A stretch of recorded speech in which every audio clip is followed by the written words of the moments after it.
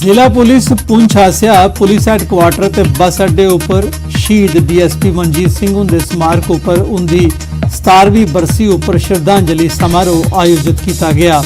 SSP ਪੁੰਛ ਰਮੇਸ਼ ਅੰਗਰਾਲ ਹੁੰਦੀ ਅਗਵਾਈ ਚ ਪੁਲਿਸ ਅਧਿਕਾਰੀਆਂ ਸ਼ਹੀਦ ਡੀਐਸਪੀ ਮਨਜੀਤ ਸਿੰਘ ਹੁੰਦੇ ਸਮਾਰਕ पर फुलें दे चक्कर अर्पित किए। चेता रवे 14 मार्च 2003 च मुहर्रम दे जुलूस उपर आतंकवादी हमले दौरान आतंकवादियों कन्ने होए दे टाकरे च डीएसपी मनजीत सिंह शहीद हो गए है। 14 मार्च सन 2003 योम अशोराना दिन साने शहीद भरावां दा एक जुलूस जिहड़ा सी निकलिया तकिया पहलवान शाह तों, लेकिन बिल्कुल मिलीटेंट दी प्लैनिंग सी कि जिस वक्त भी ये जुलूस जिहड़ा सी साडे अहले तशीना और इज़ादारा ना अगर बस स्टैंड पहुँचना उपरों उन्होंने फायरिंग करनी सी और दर्जना और सैकड़ों की तादाद साने इज़ादार जिहड़े सन उन्होंने जान बहक होने ने पूरे इम्कानात सन। 15 साल हो गए उन्होंने 17वीं बरसी पर ज़िला पुलिस पुंछ और पुंछ ने मुअज़्ज़ज़ शहरी थे इकट्ठे हुए और शहीद मनजीत सिंह की उन्होंने अपने श्रद्धा सुमन अर्पित किए। डीपीओ पुंछ में भी उनको श्रद्धांजलि जो है वो भेंट की गई।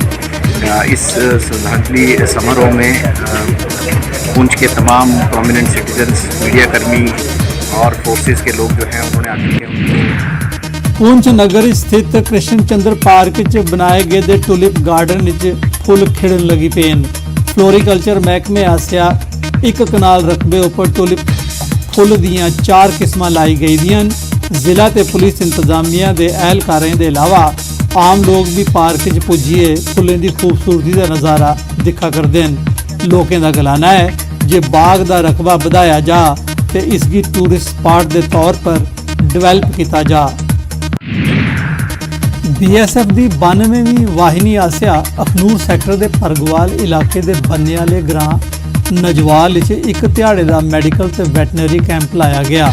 कैंप च बड़ी गिनतरी च लोकें चैकअप कराया ते मुफ्त दवा का ला लैता। इस मौके लोकें की कोरोना वायरस के फैलने प्रति भी सोगा किया गया ते बचाव के तरीके दसे गए। कैंप च लोकें अपने पशुओं की वैटनरी डॉक्टरें थमां जांच कराई। BSF कमांडेंट JK बिरदी होरें कैंप की अध्यक्षता की थी। काम करने लगे, जब भी बाहर से आए, चाहे खाना खाना हो या जब भी आप बाहर से घर के अंदर एंटर करें, आपको साबुन और पानी से हाथ धोने हैं अच्छे से। इसके लिए जैसे बोल रहे हैं कि मास्क पहनना, मोटा वाला मास्क होना चाहिए, वैसी कोई बात नहीं है। इस वायरस का साइज बड़ा है, इसलिए कोई भी नॉर्मल कपड़ा या नॉर्मल मास्क इसकी रोकथाम के लिए उपयुक्त है। तो आप बार बार अपने हाथ धोइए साबुन और पानी से।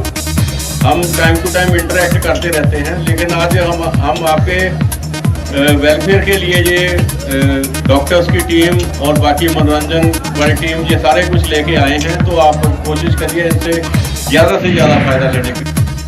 BSF की 92वीं वाहिनी आसिया अखनूर सैक्टर के परगवाल इलाके के बन्ने वाले ग्रां नजवाल एक दिहाड़े का मैडिकल ते वैटनरी कैंप लाया गया। कैंप च बड़ी गिनतरी च लोकें चैकअप कराया ते मुफ्त दवा का ला लैता। इस मौके लोकें की कोरोना वायरस के फैलने प्रति भी सोगा किया गया ते बचाव के तरीके दसे गए। कैंप च लोकें अपने पशुओं की वैटनरी डॉक्टरें थमां जांच कराई। BSF कमांडेंट JK बिरदी होरें कैंप की अध्यक्षता की थी।